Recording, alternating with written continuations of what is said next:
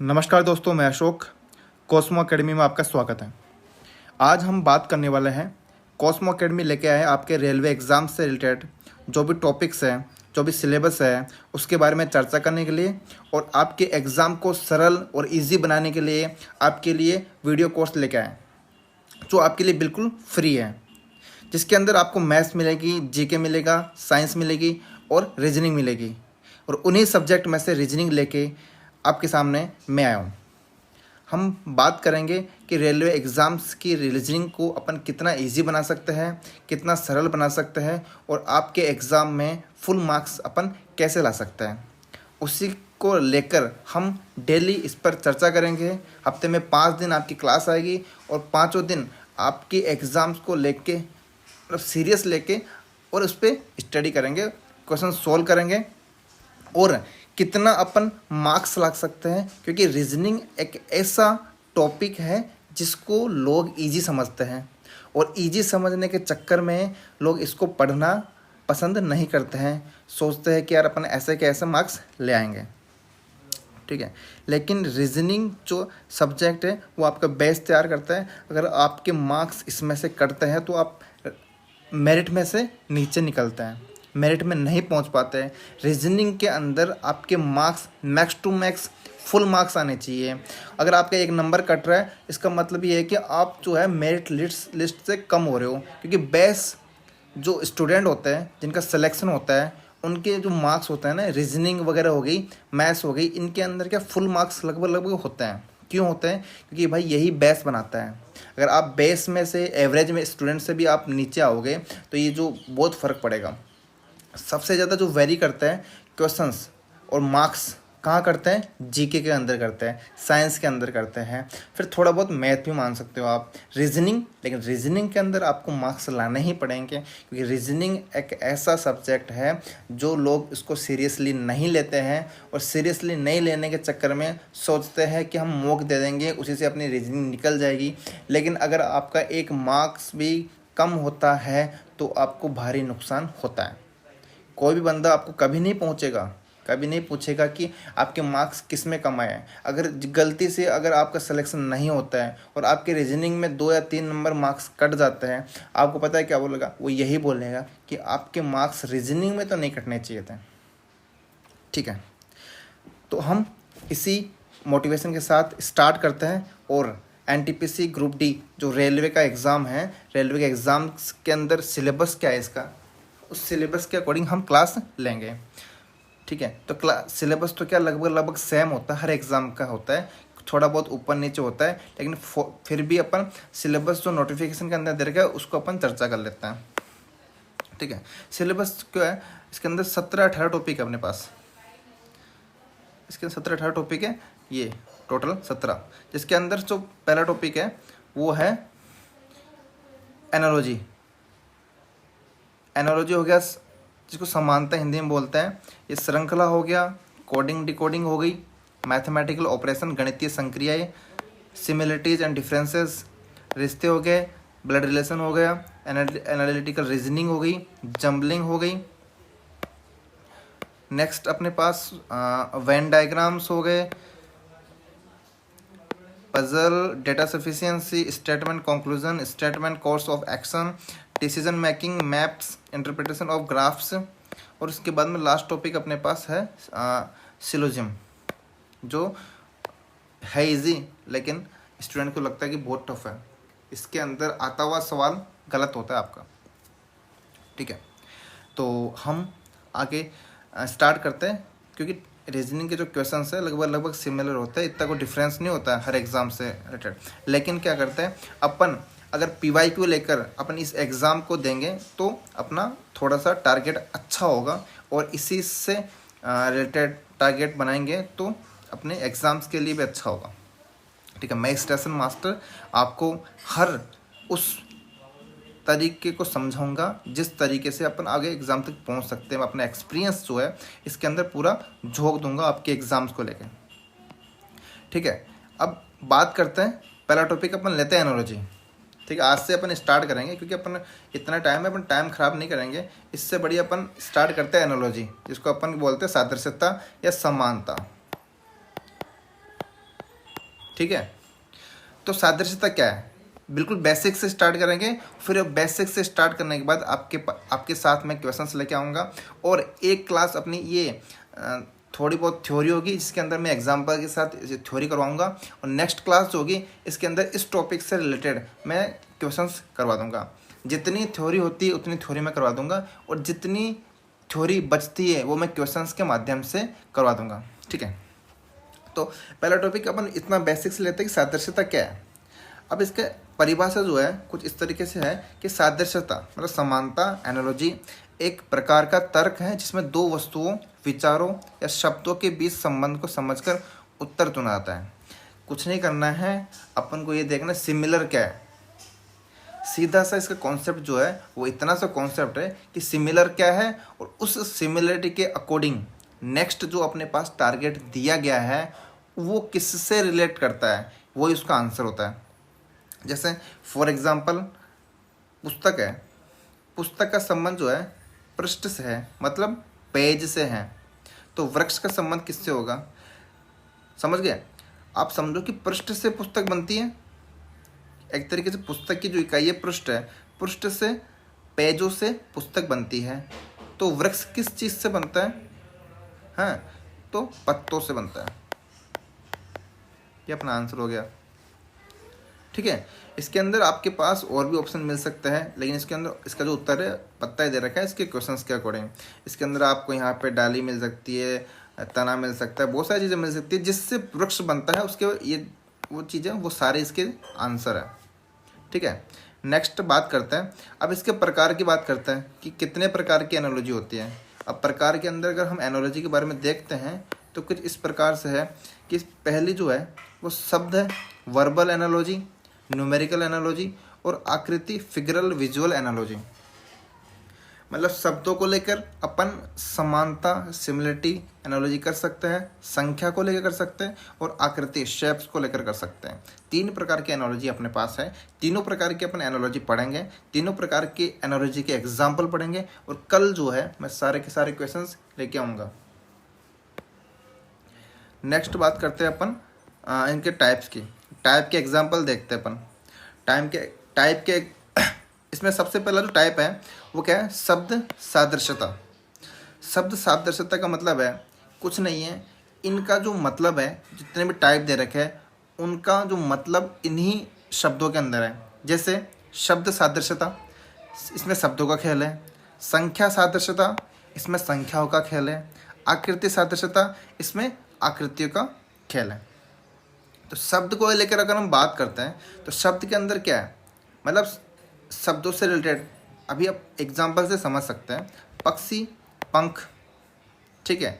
पक्षी जो है पंख का यूज करके उड़ता है, तो मछली जो है उड़ती तो नहीं है लेकिन तैरती है।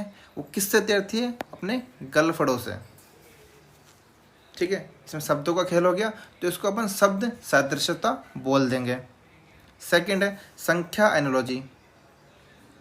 संख्या एनालॉजी का मतलब क्या होगा, संख्याओं से खेलना, संख्याओं से रिलेट करना, ठीक है। 2 का 4 है तो 3 का क्या होगा। अब इसके अंदर आपके पास बहुत सारे ऑप्शन हैं।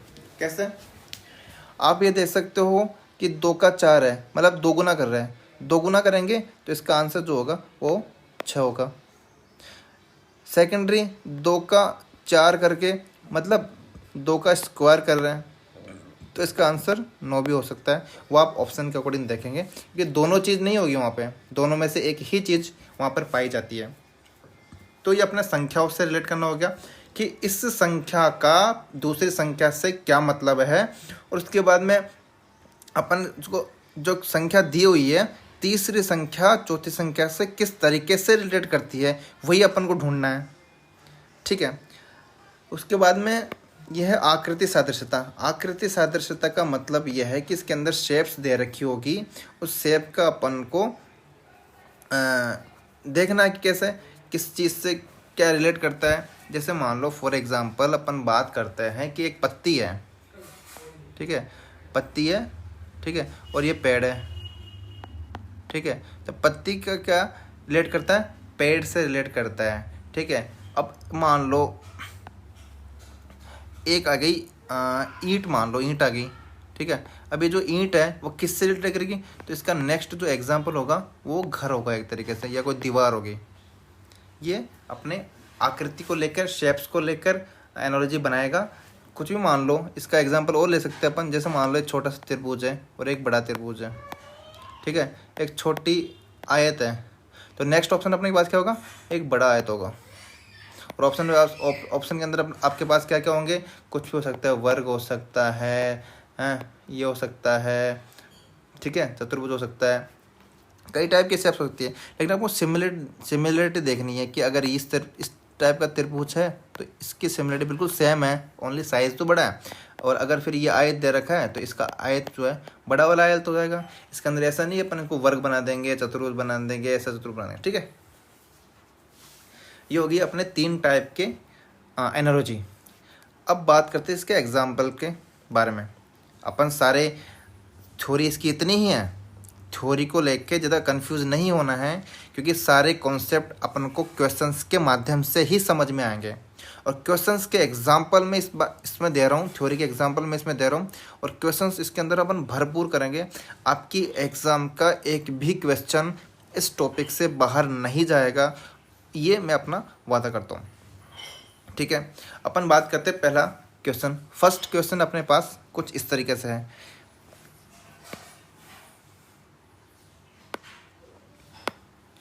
ठीक है। मनोविज्ञान, मन, ठीक है, मन की जो स्टडी की जाती है उसको अपन बोलते हैं मनोविज्ञान। तो पक्षी विज्ञान किसको बोलता है, किसकी स्टडी पक्षी विज्ञान में होती है, संस्कृत की नहीं, सिक्का कॉइन की नहीं, मैमल स्तनधारी नहीं, चिड़िया बर्ड, क्योंकि एक तरीके से पक्षी है तो पक्षी विज्ञान के अंदर पक्षियों की ही तो स्टडी की होगी। तो पक्षी के अंदर अपने पास ऑप्शन है चिड़िया, बर्ड। तो बर्ड की जो स्टडी होती है, ठीक है, बर्ड की जो स्टडी होती है उसको बोलते हैं ऑर्निथोलॉजी, पक्षी विज्ञान। इसका आंसर ही हो जाएगा। पहले का दूसरे से कनेक्शन क्या है, उसी तरीके से तीसरे का चौथे से जो कनेक्शन होगा वही अपना आंसर होगा। सेकंड क्वेश्चन, ऊर्जा का जूल, ऊर्जा और जूल का जो एक पेयर बन रहा है उसके समरूप इसके अंदर 4 ऑप्शन दे रखे हैं। 4 ऑप्शन के अंदर कौन सा ऑप्शन इसके अंदर सही होगा, देख लेते हैं। ऊर्जा की जो इकाई है ना वो जूल होती है, ठीक है। ऊर्जा की इकाई जो है वो है जूल। अब देख लेते हैं, कुल्हाड़ी की इकाई पीसना, नहीं, कोई रिलेट नहीं कर रहा। अमीटर की धारा का जो मापक होता है, ठीक है, अमीटर से मापते धारा को, तो ये भी नहीं होगा। शक्ति की इकाई एम्पियर, नहीं, शक्ति की इकाई होती है वाट, ये गलत हो गया। लास्ट ऑप्शन है प्रतिरोध की इकाई ओम, बिल्कुल राइट, ठीक है। ऊर्जा की जो इकाई है जूल थी, तो प्रतिरोध की इकाई जो है वो ओम है, ठीक है। नेक्स्ट क्वेश्चन, तीसरा क्वेश्चन है, एग्जाम में आए हुए क्वेश्चन है, ऐसे बिल्कुल नॉर्मल क्वेश्चन नहीं है, ठीक है। आपको लग रहे होंगे इजी, लेकिन ये इजी क्वेश्चन ही गलत होते हैं आपके जल्दबाजी के अंदर, क्योंकि अपन इस क्वेश्चन की बात करते हैं। क्वेश्चन नंबर 3, विजय का उत्साह से क्या कनेक्शन है, उसी का कनेक्शन असफलता से जो कनेक्शन मिलेगा उस वही अपना आंसर होगा। विजय जब होती है ना, अपन जब कोई चीज़ जीतते हैं उससे हमें क्या मिलता है, उत्साह मिलता है, खुशी मिलती है, ठीक है। लेकिन उसी तरीके से जब अगर अपन असफल होता है, किसी चीज़ में अपन हारते हैं, तो क्या होता है, दुखी होते हैं, सीधी सी बात है। पराजय थोड़ी हो गया, पराजय तो हो गई, लेकिन पराजय होने के बाद क्या मिल रहा है, क्रोध, कुंठा, दुख। तो सबसे ज़्यादा इसका रिलेट करता है, बहुत सारी चीज़ें होती है, सारी चीज़ें आती है आने में तो, लेकिन इसका कनेक्शन जो है ना उस तरीके से अपन को सोचना। तो विजय मिलने पे उत्साह होती है, तो असफलता मिलने में क्या होगा, दुख होगा। तो इसका आंसर दुख होगा, ऑप्शन नंबर ए, ठीक है। क्वेश्चन नंबर 4, गाय का दूध से जो कनेक्शन है वृक्ष का किस से कनेक्शन होगा। गाय क्या देती है, दूध, वृक्ष क्या देता है, फल। तो इसका आंसर ये हो गया। पानी, मिट्टी, पीड़कनाशी ये थोड़ी देंगे। गाय दूध देती है तो वृक्ष देता है फल, छाया, ये चीज़ें। लेकिन छाया एक तरीके से इसमें ऑप्शन में नहीं आएगा, एक ही चीज़ आएगी कि आपको क्या रिलेट कर रहा है, ठीक है। क्योंकि प्रॉपर तरीके से तो वृक्ष फल के लिए बना है ना, छाया तो देगा ही देगा, बहुत सारी चीज़ देता है, तो हवा भी देता है। लेकिन जिस तरीके से गाय दूध से रिलेट कर रही है उस तरीके से वृक्ष जो है फल से रिलेट कर रहा है। सबसे अच्छा आंसर इसका फल ही होगा।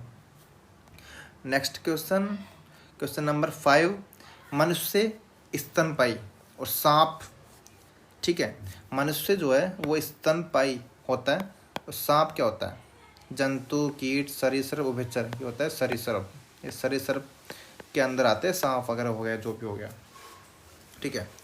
क्वेश्चन नंबर 6, मक्खन का दूध से कनेक्शन और किताब का किससे कनेक्शन है, ठीक है।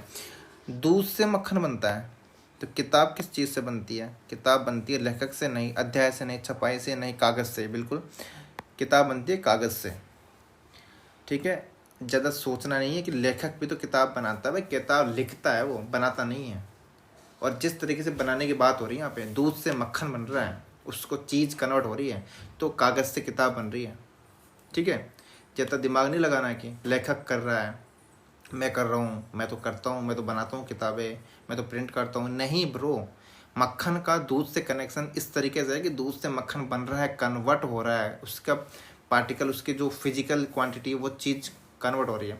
किताब का भी वही है, कागज़ से किताब बन रही है, मतलब एक एक कागज़ को जोड़ेंगे तो किताब बनेगी ना, बिल्कुल।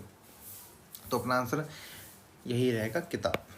उसके बाद क्वेश्चन नंबर 7, वकील जिरह करना, ये जो एक पेयर है किससे सिमिलर हो रहा है, वकील का काम होता है जिरह करना, तो परीक्षा का काम कॉलेज नहीं, सेना का काम बंदूक नहीं, न्याय का काम अदालत नहीं, पुलिस का काम पूछताछ करना, ये अपना इसका सही आंसर है। न्याय, अदालत में न्याय मिलती है, मैं ऐसा नहीं बोल रहा, सेना के अंदर बंदूक होती है, वो भी होती है, कॉलेज के अंदर परीक्षा लगती है, वो भी होती है।